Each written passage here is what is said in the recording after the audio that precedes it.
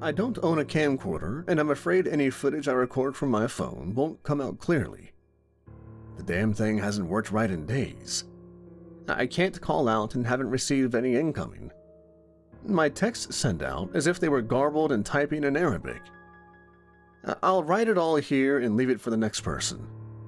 Hopefully, it will serve as just as good of a warning as the previous owners. I only hope that it's enough. If you're listening to this, turn around and go back wherever you came from. You will not survive 32 Back Bend Road. 4 months ago, I closed on this small 2-bedroom, 1-bath in a quaint little community called Bradmore Creek. I've tried finding it on a map multiple times, but I simply can't anymore. The place is about 60 miles south of Montgomery, Alabama, and you would miss it if you blinked. There's only one intersection that has no light. 4 rust-covered stop signs are placed in each corner, and that's all the traffic safety you get. At the same intersection, there's a small general store and gas station combo, and if you can't find it there, you might as well get ready for a road trip. There's no local police or emergency responders. They all come from the country. All of these things I learned the day my realtor led me out to the middle of nowhere. Some people would have seen this as a deal breaker, but I was actually looking forward to getting out of town. An 8-year nightmare called marriage that ended in an even uglier divorce made sure of that. I just wanted to be on my own for a while. We pulled up to a yard that hadn't been cut in a good 10 years. You would have thought the seller would have wanted it to look a little better. As we approached the door, I saw the realty sign and it started to make sense. In big letters at the bottom it read, "Sold as is." I could only imagine what surprises waited in store for me if the lawn was this unkempt. I was fairly handy though and had about 25 grand I could afford to make the repairs on my own. The wooden steps leading up to the porch groaned in displeasure as we made our way up them. The front door had seen a fair share of water damage. The old pine had swollen to the point where it didn't want to open. I had to help the realtor force it with my shoulder. Dust puffed up around as we broke open the tomb. We both fell into a coughing fit as the midday sun tried to push back the darkness of the foyer. Directly ahead of us was a staircase that had once been white. The paint chipped and flaked, leaving memories of what it once was on solid cedar floor below. To the left was a rather large living room, and the ceiling was vaulted to give it quite a bit of height. It had to be at least 12 feet. I called out, "Hello," just to see if it echoed. I listened as my voice bounced back to me. To the right of the stairs was a kitchen.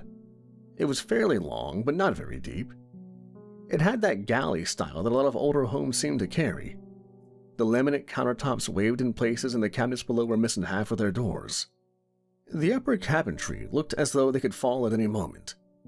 The whole kitchen needed remodeling, but the realtor promised me that this was the only room that had this much disrepair.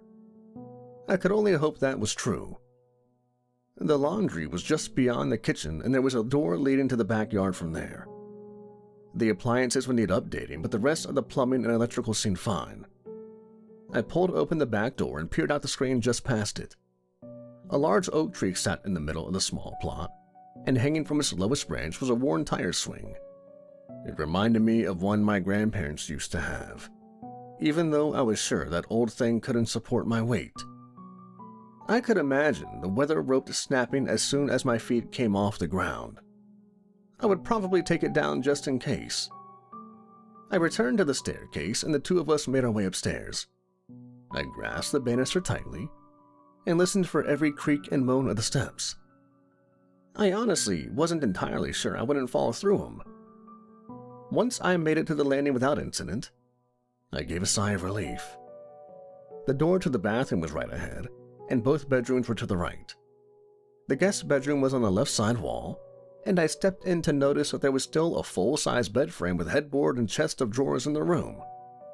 It was only about 12 by 10 feet, but more than enough for a house guest. I leaned back out and saw the master bedroom ahead. I reached for the dull golden handle and gave it a turn. It didn't want to budge, and again I had to persuade my way in with my shoulder. I stumbled into darkness. The curtains had been drawn tight and the sun couldn't seem to pass by them. I pulled out my phone to illuminate my way and noticed that the room was filled with cardboard boxes. The realtor walked over to one window while I navigated past the mess to the other. We both pulled the curtains apart to see that the windows had been painted red. The entire room was bathed in the same hue. I would definitely have to do something about that. I questioned about the packed items and she quickly dismissed the question with, "Just things that didn't get sold at the estate sale. It all comes with the house." Definitely an odd occurrence, but not unheard of. At any rate, how could I pass up on such a good deal? At least, that's what I told myself when I began the purchasing process. The whole thing went smoothly. I had purchased a home before, and I couldn't recall it ever being this easy. The seller didn't even show up to the closing. His attorney handled it all for him. I'm assuming it was a him by the name of Joseph Cleary on the seller section. I quickly signed away Christopher Malone, and the house was mine. The attorney handed me the keys and quickly sorted her papers before exiting the room. I received a lackluster congratulations from my realtor and a small gift basket of fruit as a home-warming gift. Now all I needed to do was get the house livable. Day 1 was demolition day. I was actually a bit excited as I stomped into the kitchen with a sledgehammer in hand. Fixing something could give you a sense of pride, but tearing something apart somehow sparked that primal part of a man. 3 hours in, and I had removed every cabinet and filled the dumpster with wooden debris. I cleaned up my mess and pulled up a folding chair I had found in a laundry room. I tried to envision what the kitchen could look like. A tapping at the screen door snapped me from my daydream. I stood up and walked back to the laundry again. I peered out the hazy glass of the door but couldn't see much. I opened it and found a young boy standing on the concrete back steps. He was just high enough to see through the top portion of the screen. With his matted hair and dirt-covered face, I could only imagine that he was your typical country boy that spent his days running through these fields. He didn't speak at first, and just stared up to me like I was a ghost. I broke the silence. "Can I help you?" The boy looked past me at the house, then back up to me and asked, "Did they tell you what happened here?" I kind of chuckled at the thought of getting to hear the local legend of my new purchase. A lot of places had stories like this. I enjoyed hearing the tall tales of small folk, so I played along. "No, I don't think they took the time to mention that. You want to fill me in?" I got to hear about how the previous owner went crazy and took his own life in the bathroom. Then he went on to claim that his ghost still haunted the house. He told me that the owner of the general store heard noises up here at night, and the people that lived down the road reported lights going on and off all times during the night. "I appreciate the warning," I said with a smile. "You want to come in for some lemonade and help me check it out?" The boy shook his head rapidly and backed away a bit before responding. "We don't go in here, and I don't know you, mister." Then, with a leap from the steps, he disappeared into the tall grass behind the old oak. I hadn't really thought of how odd my question might seem to a kid I didn't know. Of course he wasn't just going to come into a stranger's house. I mentally kicked myself for being that creepy guy. "Oh well," I said to the empty home, and closed the back door. I picked up my tools and made a once-over of each room to make sure I hadn't forgotten anything. I intended on picking up some new cabinets and returned the following day to get started again. I entered the master bedroom one more time before leaving.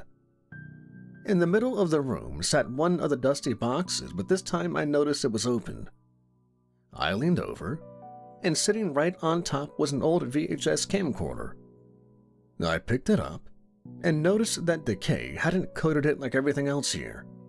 It still held a tape, and when I pressed the playback button, it actually worked. I squinted at the tiny screen and noticed a man speaking into the camera. I couldn't make out the words, but he looked rather distressed. I pressed a stop and opened the tape deck so I could remove the tape. "Watch me" was hurriedly scrawled across the side in red marker. I pushed the camcorder back close and tucked it under my arm, deciding to give it a look once I get back to my temporary living condition, also known as Motel 6. I hooked the device to the hotel room's television and plopped back on the bed with a cold bottle of beer.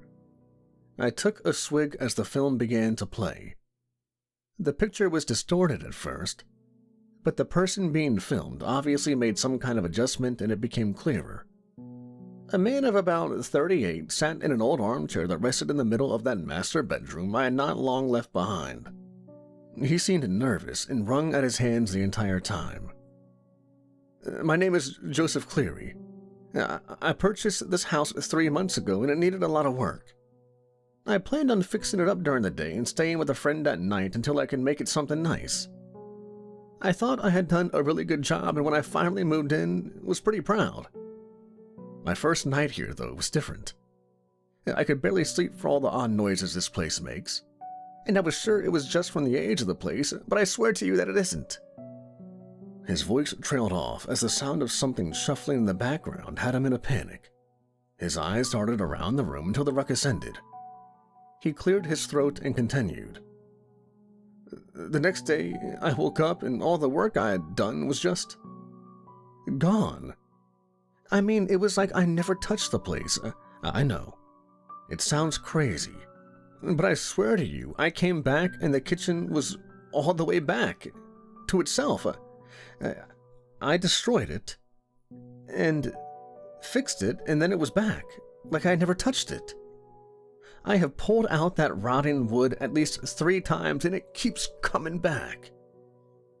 I sat up, finishing off my beer and pausing the tape. The people in that little place must have been really bored. They went to a lot of trouble to scare the new neighbor, I thought. Leaning over, I grabbed another beer from the mini fridge, popped the cap, and sat back to continue the film. "There's something in this house. It keeps making awful noises at night and I can't sleep. I even tried sleeping pills and somehow it wakes me up. Something doesn't want me here and doesn't want this place to change. And if you're watching this, then I didn't survive. Something is watching me and waiting.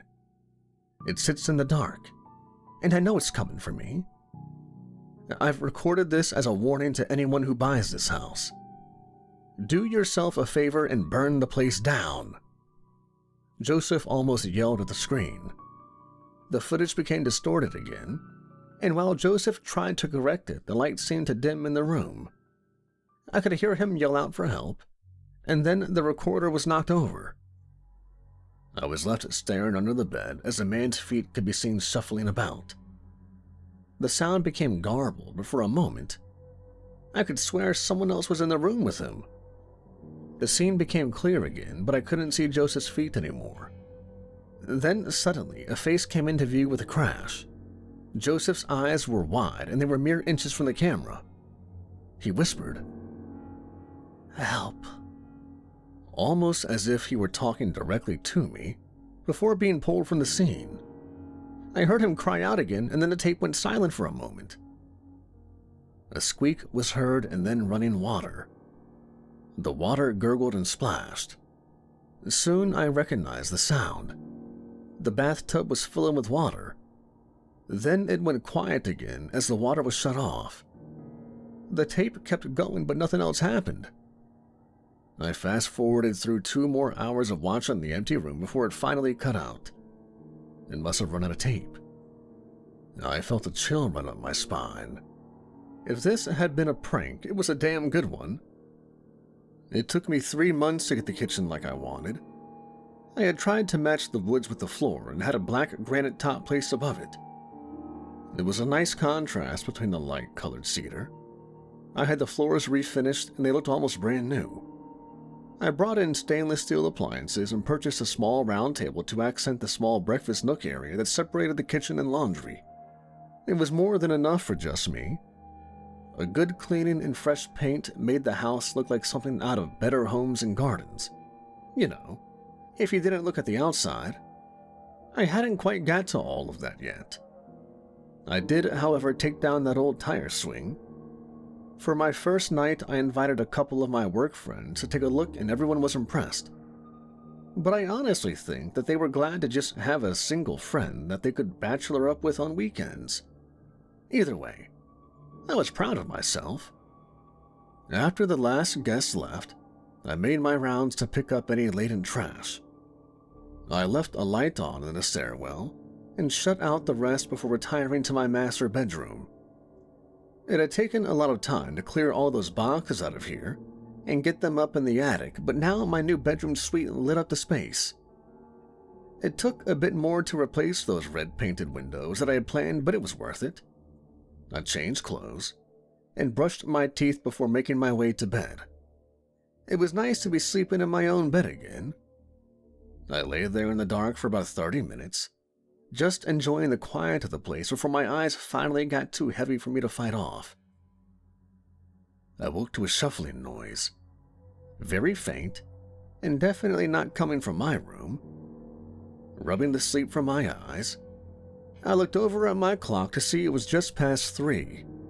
I slid from my bed and walked out onto the landing. The light over the stairs was no longer burning, but I definitely remembered leaving it on. Ugh, I really hope the wiring isn't completely shot in these walls. I stepped over to the top of the stairs and pushed up the switch. Click, click, click. Nothing. And curses fell out from under my breath. I had been so happy to be finished, and now I needed to call an electrician. I fumbled down the stairs and stepped into the kitchen. I tried the light there, and it too wouldn't come on. Shit, I called out in the dark. Moving over to the fridge, I opened the drawer right beside it. I removed the flashlight and flicked it on. The dull amber only lit a small area, but it would help me find my way to the fuse box in the laundry. I opened up the panel and checked each one. They all appeared to be fine. If I have to call an electrician anyway, I might as well see what it will cost to replace those fuses with breakers, I thought. I was about to leave the kitchen and just head back to bed when the shuffling started again. I followed the noise and it led me back upstairs. I leaned in the bathroom and waited for it to happen again.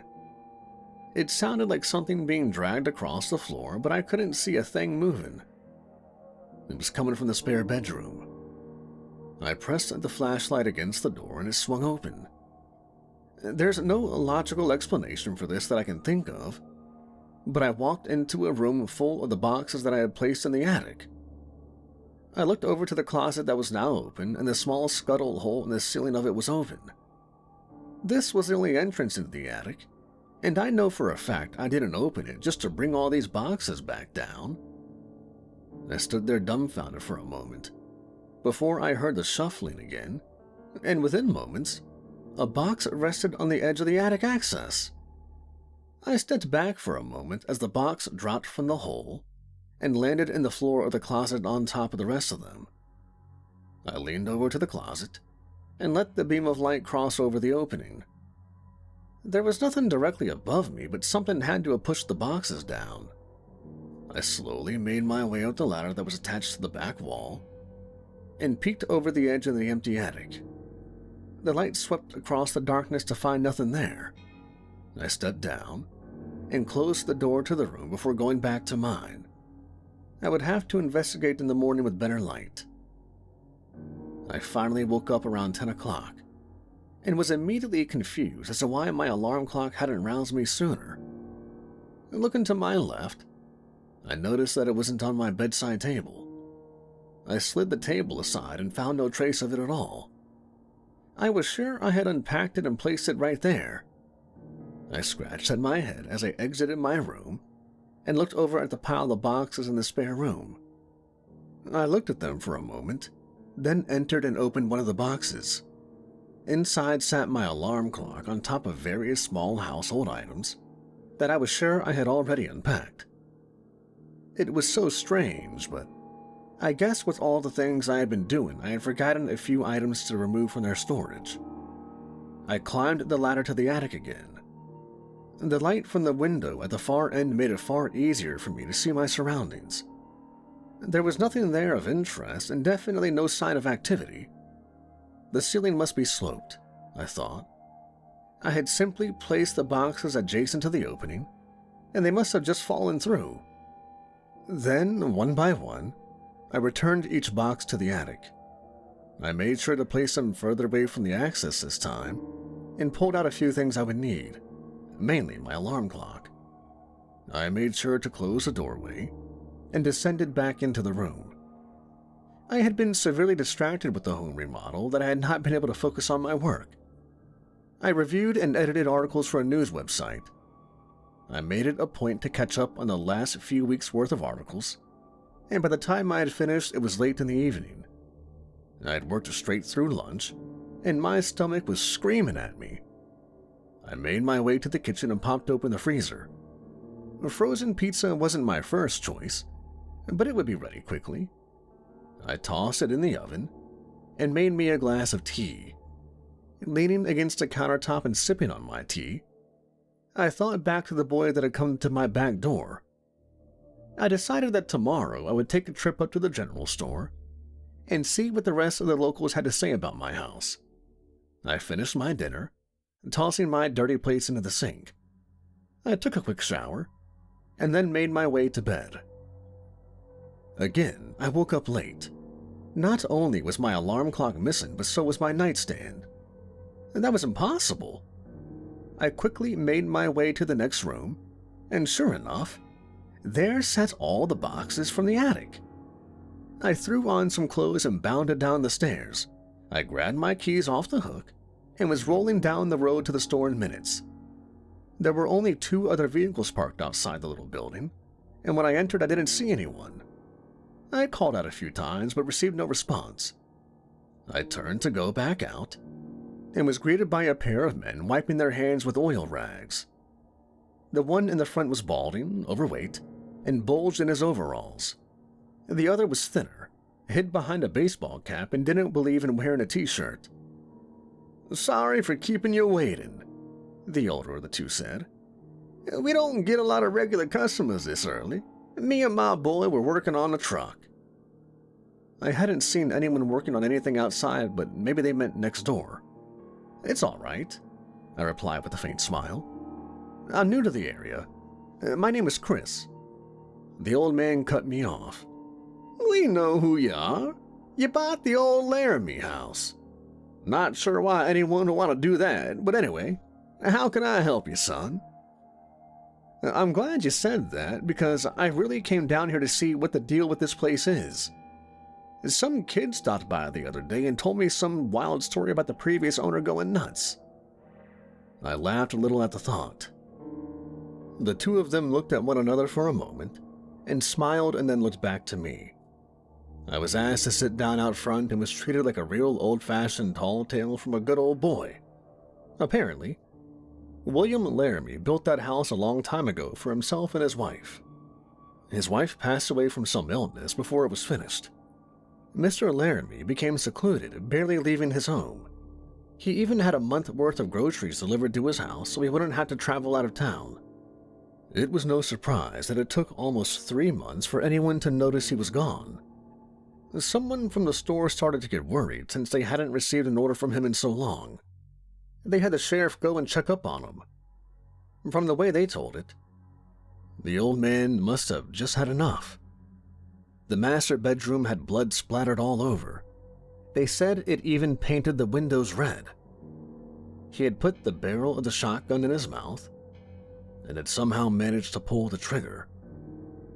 They cleaned up the rooms, but the windows remained that awful crimson hue. I had been the 3rd person who tried to purchase and fix up the place. The previous 2 owners supposedly took their own lives as well. One hung himself in the attic, and the last one appeared to have taken sleeping pills before slipping into the bath. The official cause of death was drowning, but the coroner stated it had to be intentional. I asked them both if the owners had tried to remodel the house, and I found out that they witnessed truckloads of material head up to the place, but it looked the same the next day. I thanked them for the information and decided to head back home. It seemed like a long drive up the dusty road to my house. I pulled up in the yard and turned off the truck. and just sat staring at it. I realized strange things had happened in the place, but nothing really sinister. Still, between the rumors and the videotape, I couldn't just ignore it. I decided to give it a little time and see if the stories turned into anything. I could handle some moving boxes and misplaced items. It might even make for an interesting story. If that was all it was, I would be fine and I wouldn't be telling you this now. Every morning, the boxes would be down from the attic and eventually I stopped putting them back up. The little things would end up in a box here and there to begin with. And after a couple of weeks, I woke up to the windows being red again. I'm not sure how most people will react to the sunrise peeking in your window, only to make your bedroom look like a crime scene, but I almost had a heart attack. Each day things got worse, and one morning, I walked down the stairs to find the kitchen in disrepair just like the first day I walked in. There are a lot of things I had tolerated and brushed off as minor inconveniences, but this was too much. I pulled out my phone and dialed the number for the realtor. I waited a moment, but I never heard a ring. Then, through the silence, someone whispered, "It's time for you to go." Then my phone went dead. Out of every strange thing to happen, this was the first time I truly felt threatened. Standing there in that dust-covered kitchen, I could actually feel someone watching me. The hairs on the back of my neck rose and I began to shudder. The house felt cold now, and the feeling of being unwanted was unbearable. That was all I could handle, and I made my way to the front door. Grabbing my keys, I reached out for the door and took one more look over my shoulder. The place looked dead, but something definitely was alive inside. I turned the knob and pulled at the door, but it wouldn't even budge. There was no forcing it with my body this time. The door swung open, and I would be fighting against the door frame itself. I backed up, lifted my leg, and drove my heel into the door. Pain shot up my leg, but the door remained. I had hurt my ankle. I hobbled over to the kitchen door and used the dilapidated countertop as a crutch all the way to the laundry. I tried the back door and it too wouldn't budge. I yelled out to the empty space, "If you want me to go, then you have to let me out of the house." The whole house groaned and creaked in response. I slowly made my way back to the foyer, and as I reached the doorway, I heard what sounded like footsteps from the landing. Looking up, I saw a dark figure move to the steps and begin to descend them slowly. Each step howled into the dark, and I could feel it echo through my body. I couldn't move now. My body refused. My eyes grew wide as what appeared to be a man came closer and closer.